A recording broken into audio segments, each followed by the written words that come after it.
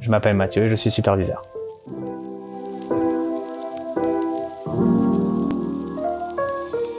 Je chapeaute une équipe, tout simplement.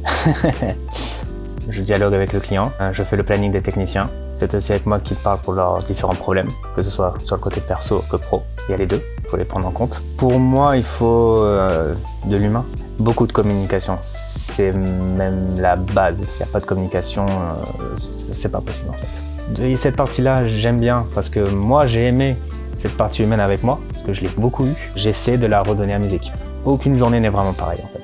Alors, mon parcours professionnel, je vivais à l'île de la Réunion. Du fait que je n'arrivais pas à trouver d'emploi, donc je suis venu à Toulouse en janvier 2017. J'avais fait aucune formation diplômante, j'ai eu des certificats, donc c'était juste ça. Après, pour l'informatique, c'est que de l'autodidacte. Je suis rentré, j'avais un SPI, j'avais juste le bac. Donc j'étais technicien, avec un caractère réservé, ce qui me donnait beaucoup de stress au début. Qu'au fur et à mesure, j'ai acquis des compétences, de la confiance, j'ai su faire mon métier, donc ça m'a sorti un peu de ma coquille.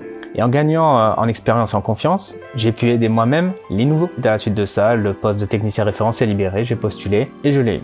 J'étais content, parce que c'est ce que je voulais. Mais rapidement, j'ai su maîtriser le périmètre, donc je connaissais déjà la technique, donc ça allait. Quand les ouvertures de poste pour superviseur se sont libérées, j'ai postulé. Et bon, de la chance, j'en ai eu un, donc j'étais très content.